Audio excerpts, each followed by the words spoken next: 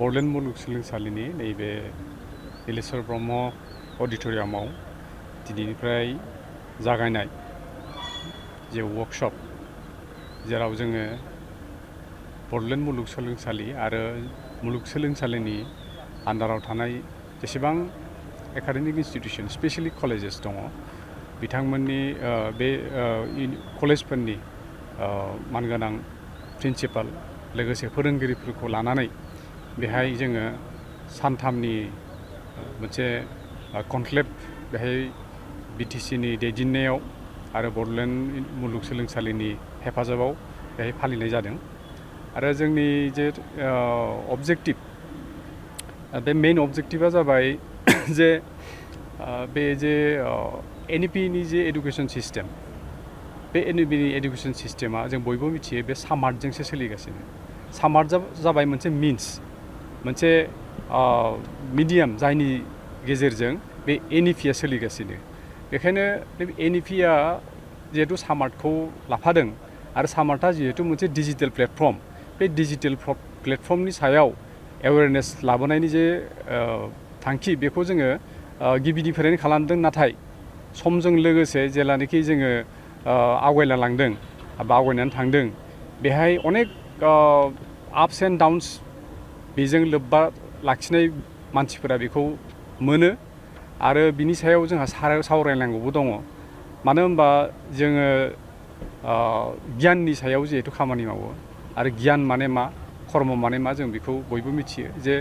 गियाननि सोमोन्दै अनेक डेफिनिसन होनगोन नाथाय मोनसे बेसिक केरेक्टारिस्टिक्सआ जाबाय मा जे नभेल्टि माने गोदान सोमजिनाय मोनसे चेन्ज फैनाय गतिके थांनाय बोसोरथामाव जोङो सामार्टखौ बुजिनो नाजानानै सामार्टजों जोङो लोब्बा लाखिनानै जों मा मोनखो आरो मा उसुबिदा मोनदों मा बेहाय पजिटिभ रेसपन्स जों मोनदों बिनि सायाव सावरायनो थाखाय जोङो नैबे प्रग्रामखौ खुंदों आरो जोंनि बिटिसिनि मानगोनां चिफ सार मुस्रि हाग्रामा महिलारि सारा नैबे सामार्टनि सायाव जे जोंहा मोनसे आत्मबिश्लेषणनि जे मोनसे प्रयजन दङ बे खोथाखौ बिथाङा बुजिनानै बे खोथाखौ जे बे खामानिनि जे मोनसे गुरुत्व दङ बेखौ बुजिनानै बिथाङा बिटिसिनि एडुकेसन डिपार्टमेन्टखौ मोनसे निर्देश होदों जे बे सामार्ट पर्टेलनि थाखायनो अनेक बेले बेजेफोरा जायो आरो बे पर्टेलनि सोमोन्दै सोलोंनो लागा जेसेबां दङ बेखौ फार्स्ट जों क्लियार खालामग्रोनांगोन नङाबा जोंहा अनेक बेले बेजे जानायनिबो चान्स थानो हागौ मानो होनबा नैबे जुलाइ मासाव बे एनइपिनि आन्दाराव बे सामार्टनि पर्टेलनि दैदेननायजोंनो मोनसे बेट्च ओंखारगोन फार्स्ट गतिके बे बेट्चनि गथ'फोरखौ जाहाथे जोङो आरो हायार इडुकेसननि थाखाय मोजाङै थिनहरनो हायो आरो उन जे बेट्च फैगासिनो दङ बिसोरनिबो थाखाय जाहाथे जोङो मोजां एडुकेसन सिस्टेम मोनसे जों बानायनो हायो मोजां मोनसे बे एडुकेसन एनभायरनमेन्ट बानायनो हायो बिनि थाखायनो जोङो जोंनि मानगोनां फोरोंगिरिफोरखौ जोङो फार्स्ट अफ अल फिन बिसोरखौ बे सोलोंनाय जिनिसखौनो जोङो मडार्न वेजों आरो मारै जोङो साबसिन हामसिन खालामलांनो हायो बिनि सायाव सावरायनो थाखायनो नैबेहाय बिथांमोनखौ लानानै नैबे वर्कशपखौ खुंनाय जादों आरो जोंनि बे वर्कशपआव आसाम गभर्नमेन्टनि जाय सुबुङा नैबे सामार्टखौ नायो बिथांखौबो जों बेहाय एज ए रिसर्स पार्सन लिंदों बिथांनि बिबुंथिजों जोंनि बेहाय बाहागो लानाय गासै टिचार कमिउनिटिया प्लास जायफोर बेहाय प्रेजेन्ट दङ स्कलारफोरबो दङ आरो जायफोरा एग्जाम गैथ'वा जोंनि स्टुडेन्ट बिसोरबो बेहाय बाहागो लादों बिसोरबो एजुकेटेड जागोन होननानै आं सानो लोगोसे जोङो लिंदों Tezpur university controller of examinations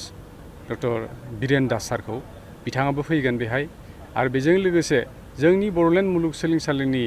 आन्दाराव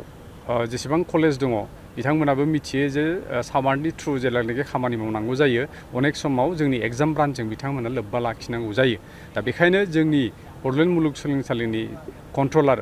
बिथां डक्टर बिरफुं नार्जारि बिथांखौबो जोङो बेहाय मोनसे सेसन लाखिनो थिनदों जाहाथे कलेजफोरनि प्रिन्सिपालफोरनि बा टिचार्सफोरनि जि उसुबिदा मा प्रब्लेम मा इस्युस जादों बेफोरखौ बिथाङा बेहाय क्लियार खालामनो हायो लोगोसे आरो सासे दङ जोंनि रिसर्स पार्सन डक्टर सन्जय सर्गियारि बिथाङाबो एग्जामनि सिंनि मडुलफोरखौ नायो अबे मडुलखौ अबे टाइमाव बाहायनांगौ बिथाङा बेनि सोमोन्दै खामानि मावो बेहाय आरो बिथांखौबो जों बे एंगेज खालामदों बिथाङाबो लास्ट खालि डे 3 आव बिथाङाबो बेहाय बिबुंथि लाखिगोन आरो आं सानो जे नैबे जे 3 days मोनसे जे जोङो वर्कशप बेहाय लादों जों जे बड'लेण्ड टिचार्स कनक्लेव जोङो लादों बे मोनसे हिस्टरिक मोनसे खामानि मानो होनबा बेफोरबायदिहै खुनु हाबाफारि जोंनि बिटिसिआव जायाखैमोन जेरावनोखि गासै कलेजनि टिचारफोरा बेहाय बयबो बयखौ सिनायलायगोन बयबो बयखौ मिथिलायगोन सोर माबायदि प्रेक्टिस खालामगासिनो गावबागाव कलेजाव बेफोरबायदि खोथाखौ बेहाय सावरायनाय जागोन बिथांमोना मिथिलायगोन बेहाय बिटिसि सरकारा बिथांमोनखौ 3 days जिहेतु प्रग्राम बेहाय थानो थाखायबो बेबस्था खालामदों जानाय लोंनायबो सुन्दर बेबस्था खालामना होदों गतिके आङो बेफोरबायदि मोनसे सुबिदा होनायखौ आङो मानगोनां बिटिसिनि चिफ सारखौ आङो साबायखर होयो लोगोसे एडुकेशन डिपार्टमेन्टनि जोंनि एडिशनेल principal secretary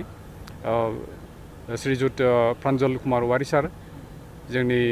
education director Jagdish Brahma सार बिथांमोनखौ आं साबायखर होयो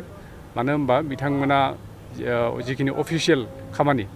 बेफोरखौ बिथांमोनानो इनिशिएटिभ लानानै खामानिखौ मावदों जोङो बड'लेण्ड मुलुगसोलोंसालि हिसाबै जोङो जोंनि नैबे जे जोहोलाव नीलेश्वर ब्रह्म अडिट'रियाम दं जों बेखौ हंगारदों लोगोसे बे सिंनि जोंनि जे एसे इसुस बे माबाजों सामार प्रटेस्टजों लोब्बा थानाय जे इसुस बेखौ सल्भ खालामनो थाखाय जे रिसर्स पार्सन नांगौ बे रिसर्स पार्सनखौ जोङो देखायनानै होदों आरो बुंनो थाङोबा गासैबो दायित्वखौनो बिटिसिआनो लादों जों जास्ट एसे इनिशिएटल' जों खालामदों बेहाय आरो बेफोरबायदि जे प्रग्राम बे प्रग्रामा आं सानो जे जोंनि स्टुडेन्ट कमिउनिटिखौबो जों लोगोसे जोंनि टिचार कमिउनिटिखौबो गोदान गियान होगोन गावखौ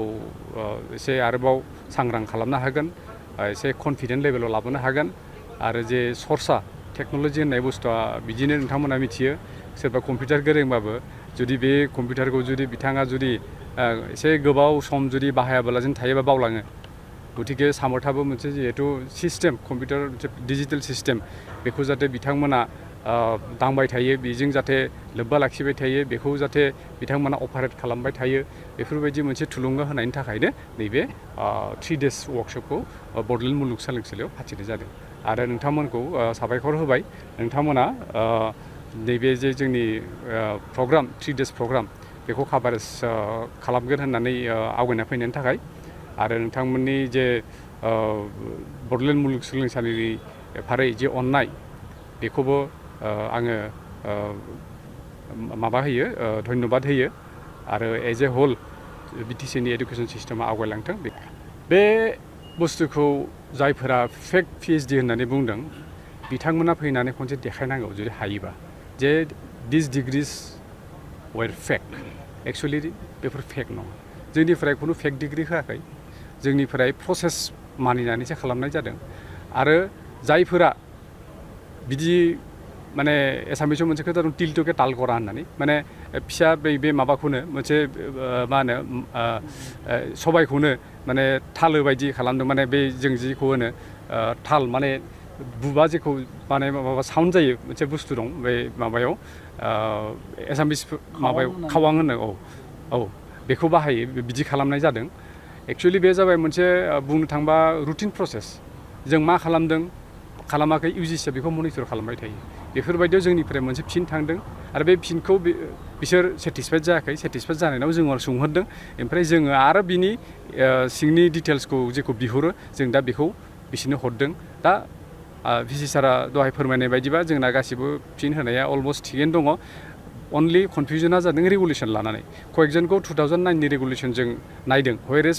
बिथांमोना माने बे रेगुलेसनजों माबा गैया बेनि आन्दाराव बिथांमोना काभारेज जाया रेगुलेसना मेरला दङ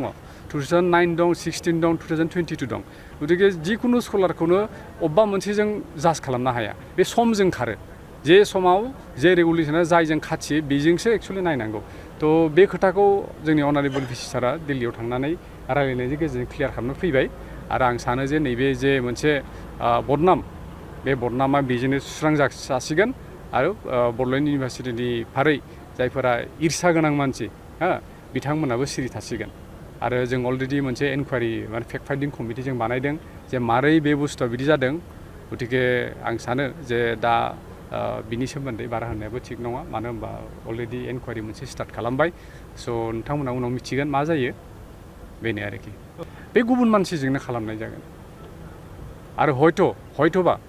जिहेथु इनकुवारियाव बुस्थुआ ओंखाराखै जोंनि सिंनि मानसिबो सोरबा इनभल्भ थानो हागौ मानो होनबा जे इउजिसिनि जे लेटार हरनाय बे लेटारनि कपिया बाहेरायाव थांनाय माने बे जोंनि मानसिनि सोरमानाव फैनायासो बाहेरायाव थांखागोन बाहेरा मानसिखौथ' बिदि लेटारखौ इउजिसिया होआ स' अबेबा नङा अबेबा मोनसे पार्टआव हयथ' जोंनि सोरबा मानसिनि इनभल्भमेन्ट थानोबो हागौ बेखौ इनकुवारि खालामनायनि उनाव मिथिगोन